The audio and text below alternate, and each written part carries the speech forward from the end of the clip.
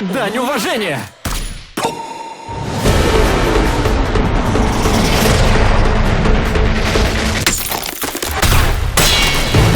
तो इस कहानी की शुरुआत में हमें एक हिटमैन को दिखाया जाता है जो एक हाथ में गन और एक हाथ में सवार लेके आगे बढ़ रहा होता है और वहीं कुछ गुंडे हिटमैन को मारने की कोशिश करते हैं, पर हिटमैन इतना तेज था कि उनमें से एक की भी बुलेट उसको टच नहीं कर पाती है। सभी उसे देख के हक्के बक्के हो जाते हैं। हिटमैन बहुत ही फुर्तीला और बहुत ही ताकतवर था। वह एक एक करके सभी गुंडों को मार देता है। इसके बाद हमें हिटमैन की फौज दिखाई जाती है जिसका वह लीडर था। गुंडे भी इसका नाम सुनते ही डर जाते थे। हिटमैन का ग्रुप उसे हीरो मानता था और हमारा हीरो भी वही है जिसका नाम साकामोटो है। इसके बाद साकामोटो एक दुकान में कुछ खरीदने को जाता है जहाँ पर दुकान वाली लड़की की खूबसूरती देखकर वह हक्का बक्का रह जाता है और उसे उसी से प्यार हो जाता है। इसके बाद साकामोटो रिटायर हो जाता है और शादी करके बाप बन जाता है। साथ ही साकामोटो मोटा भी हो जाता है।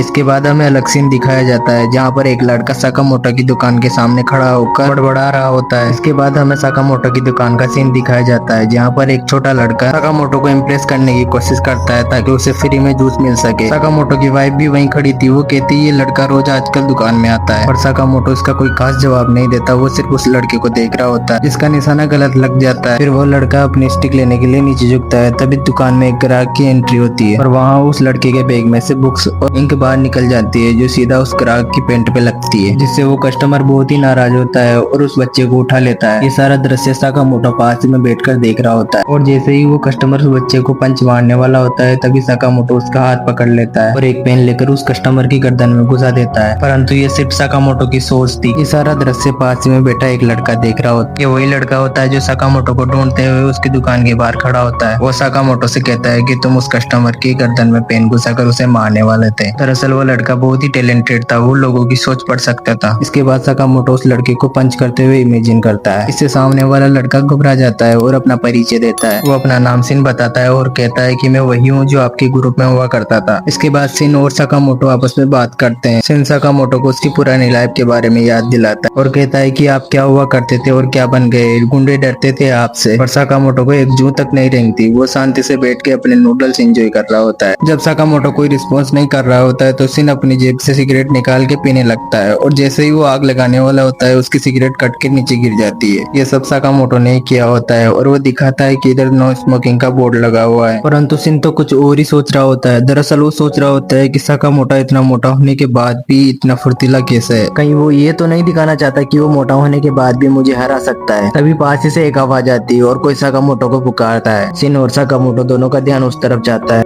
उस साइड साकामोटो को पुकारता हुआ एक बंदा कहता है कि साकामोटो मेरी हेल्प कर दो, मुझे मदद चाहिए। पर सिन को ऐसा लगता है कि कहीं वो बंदा किसी नाम की सुपारी देने के लिए साकामोटो के पास तो नहीं आया है ना। पर ऐसा कुछ भी नहीं होता है। दरअसल वो आदमी एक नॉर्मल सिटीजन होता है जिसे अपने ग्राउंड में लगे एक पेड़ की कटाई करवानी थी नीचे से ऊपर तक, जिसे साकामोटो फुर्ती से कर देता है। इसके बाद एक बच्ची खाना नहीं खा रही होती है तो साकामोटो उसे खाना खिलाता है और ग्राउंड में दो बच्चे खेल रहे होते हैं जिनके पास सिर्फ एक ही बॉल थी। तो साकामोटो उस एक बॉल को अलग अलग कर देता है और दो बॉल में बदल देता है। ये सब देख के सिन बहुत ही फ्रस्ट्रेट होता है और सिन को लग रहा होता है कि साकामोटो अपनी पहचान छुपाने के लिए सब फालतू फालतू काम कर रहा है और वो साकामोटो से कहता है कि मेरी नजर में तो आप किसी जोकर से कम नहीं लग रहे हैं। इसके बाद सिन निराश होकर अपनी कार में जाकर बैठ जाता है और साकामोटो के बारे में सोचता है कि साकामोटो इतना मोटा होने के बाद भी कितना कूल है। सिन साकामोटो के साथ अभी भी काम करने के बारे में सोच रहा होता है। ये सब सोचते हुए सिन पागलपंती करने लगता है और अपना सिर गाड़ी के स्टीयरिंग पे मारने लगता है जिससे पूरी गाड़ी हिलने लगती है। ये सब करते हुए सिन को एक औरत अपने बच्चे के साथ देख रही होती है जिसे देखकर औरत को कुछ गलत लगता है जिससे वो अपने बच्चे की आंखें बंद कर लेती है। इसके बाद सिन के फोन पे किसी का कॉल आता है और ये कॉल किसी और का नहीं उसके बॉस का होता है। उसका बॉस साकामोटो को मारने के लिए कहता है और पूछता है कि तुम ये काम कब करोगे। तो सिन कहता है क्या साकामोटो को मारना जरूरी है। तो उसका बॉस कहता है कि हाँ ये जरूरी है क्योंकि साकामोटो ने हिटमैन का काम छोड़कर हमें धोखा दिया है और ये हमारे रूल के खिलाफ है। पर सिन नहीं मानता। वो अभी भी अपने बॉस को साकामोटो को छोड़ने के बारे में बोलता है जिससे सिन का बॉस नाराज हो जाता है और सिन पर चिल्लाने लग जाता है और कहता है अगर तुमने ये काम नहीं किया तो कोई और भी ये काम कर देगा और इसके बाद मैं तुम्हें भी मार दूंगा। ये कहकर बॉस फोन रख देता है और सिन वही कार में बैठकर सोच रहा होता है कि मैंने अगर साकामोटो को नहीं मारा तो कोई और उन्हें मार देगा और उसके बाद बॉस मुझे भी मार लेगा। ये सब सोचने के बाद सिन फाइनली डिसीजन बना ही लेता है साकामोटो को मारने का। इसके बाद नेक्स्ट डे दिखाया जाता है जब सिन साकामोटो को मारने के लिए दुकान को आया हुआ होता है। सिन को देखकर साकामोटो की वाइफ कहती है, अरे आप तो वही हो जो कल आए थे। पर सिन उसका कोई जवाब नहीं देता और आगे बढ़ जाता है और दुकान के गेट पर आकर खड़ा होकर अपनी गन बाहर निकाल लेता है और कहता है मुझे माफ कर दे। कहकर वो दुकान में एंट्री मार लेता है और दुकान में चारों तरफ देखने लगता है। साकामोटो काउंटर पर ही बैठा हुआ अखबार पढ़ रहा होता है। तभी उसकी नजर सिन पर पड़ती है। सिन को देखकर साकामोटो समझ जाता है पर कोई रिएक्ट नहीं करता। सिन भी साकामोटो की तरफ देखता है और उसे लगता है वो कुछ चबा रहा है। इतने में सिन गन निकाल के फायरिंग कर देता है। साथ ही साकामोटो भी मुंह से चॉकलेट फायर करता है जो बुलेट से जाकर लगती है और निशाना चूक जाता है। ये फाइट इंट्रो में जाकर देख सकते हो। यहाँ पर साकामोटो सिन को आसानी से ढेर कर देता है और सिन कुछ समझ भी नहीं पाता। वो यहाँ तक कि साकामोटो का माइंड भी नहीं पढ़ पाता। इसके बाद नेक्स्ट डे सिन की आंखें खुलती है और वो खुद को साकामोटो की वाइफ और उसके बच्चे के सामने पाता है। साकामोटो की वाइफ से पूछता है कि मैं कहाँ हूँ। उसकी वाइफ बताती है कि आप दुकान के सेकंड फ्लोर पे हो। साकामोटो की वाइफ ने बढ़िया बढ़िया खाना बनाया हुआ था तो वो सिन को भी इनवाइट करते हैं कि आ जाओ खाना खा लो। पहले तो वो मना करता है लेकिन उसके बाद वो खाना खाता है तो बस खाना खाता ही रह जाता है। उसको वो खाना बहुत ही अच्छा लगता है और वो मन ही मन सोचता है कि शायद इसी वजह से साकामोटो नॉर्मल लाइफ जीना चाहते हैं। इसके बाद हमें शाम का सीन दिखाया जाता है जिसमें सिन साकामोटो के घर से जा रहा होता है और साकामोटो उसके पीछे ही आ रहा होता है। सिन साकामोटो को खाने के लिए शुक्रिया कहता है। साकामोटो इसका बदले में कोई जवाब नहीं देता। इसके बाद सिन साकामोटो के घर से निकल जाता है और बॉस के अड्डे पे पहुंचता है। सिन बॉस के सामने बैठा हुआ होता है तो बॉस पूछता है बोलो क्या बात करनी थी तुम्हें। तो सिन ज्यादा कुछ नहीं कहता। सिन बस इतना बोलता है बॉस। तभी बॉस कहता है तो तुम साकामोटो को आखिरी तक नहीं मार पाए। तो सिन बॉस के सामने सर झुका लेता है और कहता है कि आप साकामोटो को छोड़ दीजिए, उनके पास लौटने के लिए अपना घर है। तो बॉस सिन को कहता है कि साकामोटो ने हमारी दुनिया का रोल तोड़ा है, वो अपनी जिम्मेदारी से भागा है। तो सिन कहता है अगर जिम्मेदारी की ही बात है तो आप मुझे मार दीजिए। ये सुनते ही सभी आसपास के हंसने लगते हैं और बॉस सिन से पूछता है कि ये सब तुम क्यों कर रहे हो। तो सिन जवाब देता है कि मैं जिसको मानता हूँ मैंने उसी के सामने अपनी गन रख दी तो हिसाब बराबर हुआ। तो बॉस कहता है कि ठीक है जैसी तुम्हारी मर्जी, तुम जैसा चाहो, अगर तुम मरे तो मैं साकामोटो को छोड़ दूंगा। पर वहीं बॉस मन ही मन सोचता है कि बेवकूफ लड़के, तुम्हें क्या लगता है मैं तुम्हारी बात मान लूंगा?